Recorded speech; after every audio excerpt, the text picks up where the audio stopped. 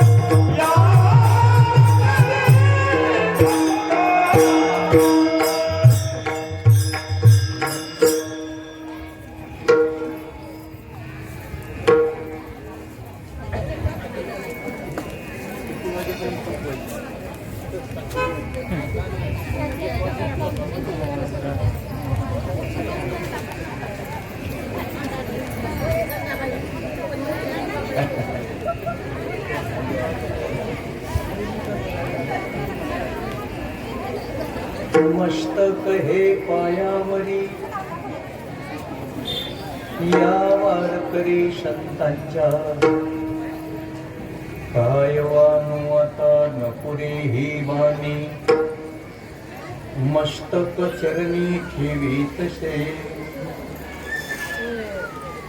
थोरी व सांडिली आपुली परिचय नेनो शिव कैसे लोखंडासे ओम नमो आदिरूपा ओंकार स्वरूपा विश्वाची पुरता पांडुरंगा, संख्यारहित जीवना, असंख्य जीव पाळना, नमो तुझ संजीवना, कुंडलिक धना पांडुरंगा.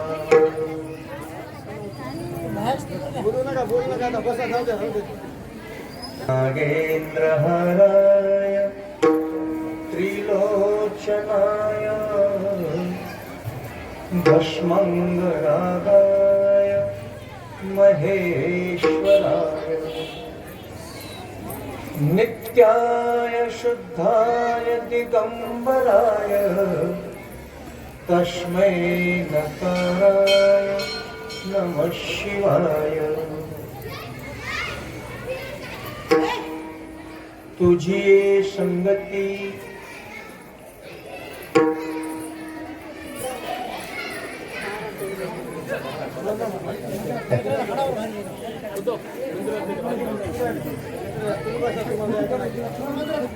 झाली आमची निश्चिंते,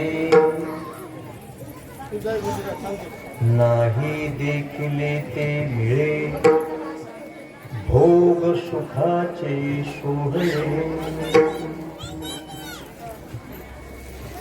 जमलेली सर्व लहान थोर भक्त मंडळी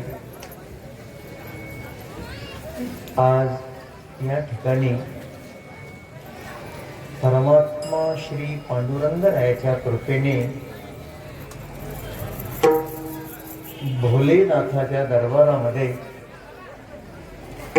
श्रीमद भागवत कथा आणि रामायणातील शक्तीचा उत्सव भव्य प्रमाणामध्ये समस्त ग्रामस्थ मंडळीच्या वतीनं भाव आणि श्रद्धेनं सोहळा संपन्न झाला. आज काल आहे. महाप्रसाद सुद्धा जवळजवळ आठवत आलाय. आम्ही राहिलो.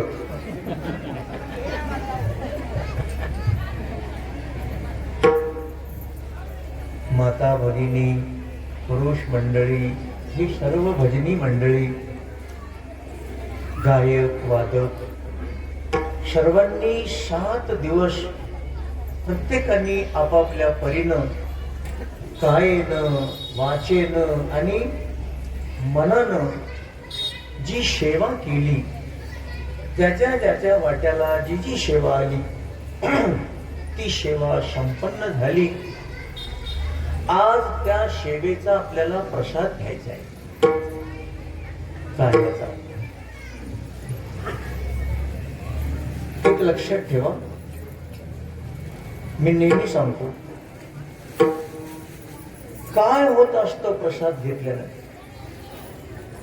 काय असतं प्रसादामध्ये काल्याच्या, की ज्या काल्याच्या प्रसादासाठी देव सुद्धा इच्छा करतात त्या प्रसादाची. काय वाट त्याच्यात? दही, लाही, साखर हे 3च आहेत. दही, लाही आणि साखर. मग दही, लाही आणि साखर म्हणजे प्रसाद का? शब्द समजून घ्या. दही, लाही आणि साखर खाल्ली म्हणजे प्रसाद आहे का? तसं तर रोज खातो. पण श्रीमद भगवद्गीतेनं सांगितलंय, ज्याच्या जीवनामध्ये प्रसाद ज्याला प्राप्त झाला, लक्ष द्या, ज्याला प्रसाद मिळाला, तर प्रसाद मिळाला याची खूण काय? आम्हाला प्रसाद मिळाला याची खूण काय? तर गीता सांगते, ज्याला प्रसाद मिळाला त्याचं जीवन प्रसन्न झालं.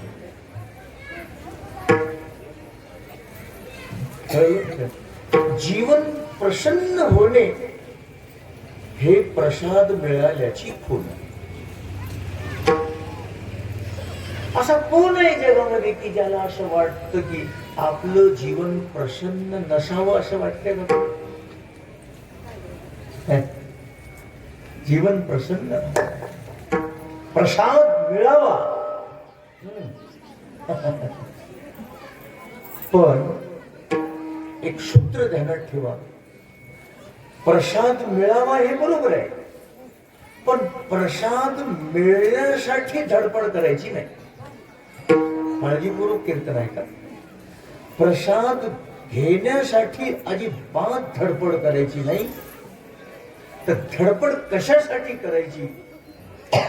तर आपण त्या प्रसादाला पात्र होण्यासाठी धडपड करायची.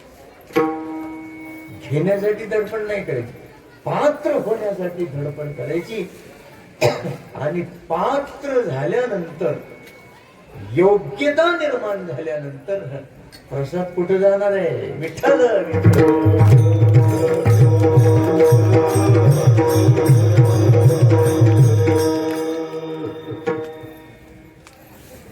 खाली पाण्यामध्ये प्रतिबिंब बघून वर बाण मारायचा आहे. महाभारतातला प्रसंग. पाण्यात प्रतिबिंब बघायचंय आणि वर बाण मारायचंय, आणि ज्याला बाण मारायचंय ते स्थिर नाही. ऐकलेला प्रसंग आहे ते. काय ते? बस बस असं घ्या, समजून घ्या की एक मासा आहे फिरता, आणि त्याच्याकडे बघून बाण मारायचं नाही, प्रतिबिंबाकडे बघायचंय. फिरत्या माशा, बरं त्या माशाच्या शरीरावर कुठेतरी बाण मारायचा नाही. बरोबर ऐकलंय आपण तिकडे? शरीरावर कुठेतरी बाण मारायचं, त्याच्या डोळ्यात बाण मारायचं. ऐकायला सांगायला सोपं आहे, सांगायला ऐकायला सोपं आहे. काय शिकवलं असेल त्याच्या गुरुने त्याला. आता हे मृदंग वाजवतात, त्याच्या हातामध्ये बोटामध्ये सरस्वती मातेनं प्रसाद दिलाय, गोड मृदंग वाजवला. साधना आहे, उपासना आहे, सेवा आहे. आपल्याला समजा ते मृदंग खूप आवडला, वाजवणं आवडल्यानंतर त्याला मृदंग वाजवणाऱ्याला काय बोलावं आपण? आवडलाय मृदंग, सुंदर वाजवतोस बाबा, सांग पण त्या जातीचा आहेस. कसं वाटते ऐकायला? कसं वाटते ऐकायला? त्यानं मृदंग वाजवला आणि त्याला प्रश्न विचारायचा आहे. हा प्रश्न मूर्खपणाचा प्रश्न आहे. त्याला जर विचारायचंच असेल तर एकच विचारा, किती गोड मृदंग वाजवला राजा, सांग तुझे गुरुजी कोण आहेत? बरोबर? उदाहरण सांगू, वाजवणाऱ्याला त्याच्या गुरुचं नाव विचारायचं, कारण त्याच्या त्या बोटामध्ये गुरुजीचं प्रतिबिंब आलंय. बरोबर? आता पुढचं सांगतो. मग ते वाजवणारा प्रसिद्ध झालाय, पण त्याचा गुरु तेवढा प्रसिद्ध नसेल. मी एवढा धोका इथे आहे, मी एवढा मोठा वाजवणार आहे, आणि माझ्या गुरुजीचं नाव विचारतात, आणि गुरुजी तर काही तेवढे प्रसिद्ध नाहीत. मग गुरुजीचं नाव सांगावं की कसं करावं? संकोच वाटला. काय वाटला? संकोच वाटला. आणि सावधान, गुरुजीचं नाव सांगण्याकरता जिथं संकोच वाटतो त्याच्यासारखं दुर्दैव नाही. गुरुजीचं नाव सांगायला संकोच दुर्दैव आहे. ज्ञानेश्वर माऊली सांगतात की मला हे सगळं ज्ञान मिळालं, पण माझा पुरुषार्थ नाही, निवृत्तीने दिधले माझे हाती, निवृत्तीने दिधले माझे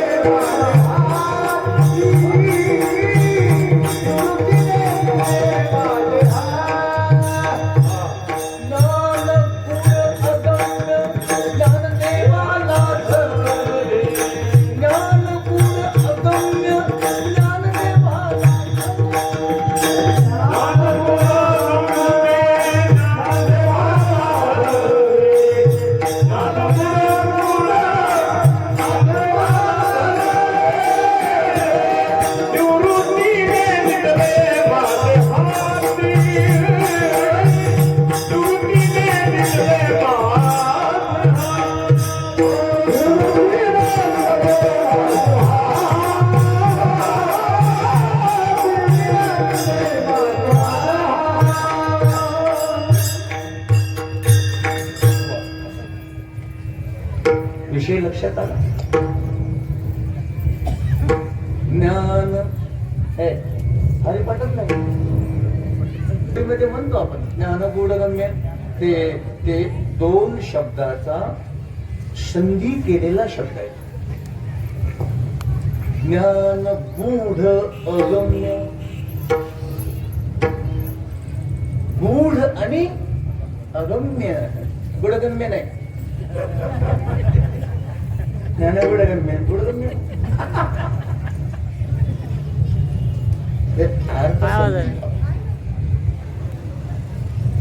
माझ्या निवृत्तीनाथानं दिलंय.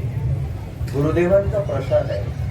द्रोणाचार्यांनी ते शिक्षण दिले धनुर्विद्येचं, आणि त्यानं ते बाण मारायचं आहे, आणि ते बाण मारला त्यानं. पुन्हा अर्जुनानं बाण मारल्यानंतर त्याची योग्यता सिद्ध झाली, आणि योग्यता सिद्ध झाल्यानंतर ज्याच्यासाठी ते बाण मारण्याची अट घातली होती त्याच्यासाठी ती वस्तू आणून देण्यासाठी विनंती करावं लागते का? आता बोलणं कळलं. द्रौपदीसाठी ती अट घातली होती बाण मारायची. आता बाण मारल्यानंतर द्रौपदी आम्हाला द्या हो म्हणून विनंती करावं लागते का? आता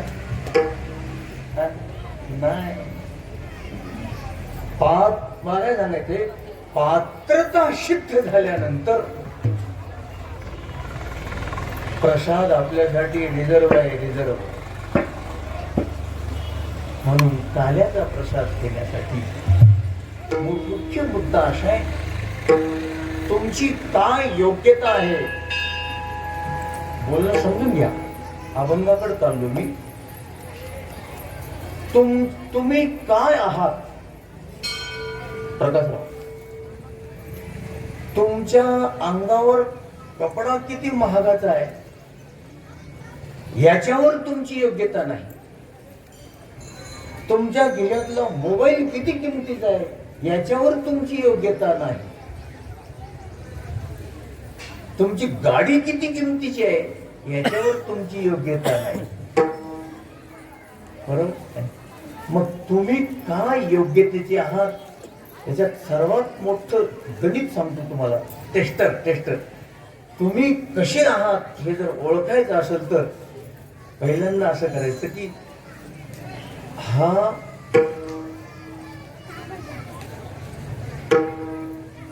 एवढं टाईट ऐकलं पाहिजे. आता काय सांगते, हा काय योग्यतेचा आहे हे तपासायचं असेल तर पहिल्या प्रथम हा कुणाच्या संगतीमध्ये राहतो हे महत्वाचं. याचे मित्र कोण कोण आहेत, याचा मोबाईल किती रुपये किमतीचा आहे हे महत्वाचं नाही, याचे मित्र कोण आहे, हा कोणाच्या संगतीमध्ये राहतो हे तपासा. आणि ते तपासल्यानंतर याची योग्यता काय आहे हे लक्षात येईल. बरोबर. संगत अतिशय महत्वाची आहे. जीवनाचं कल्याण होण्यासाठी संगतच. बरोबर? कल्याण होण्यासाठी संगतच आणि सत्यानाश होण्यासाठी सुद्धा.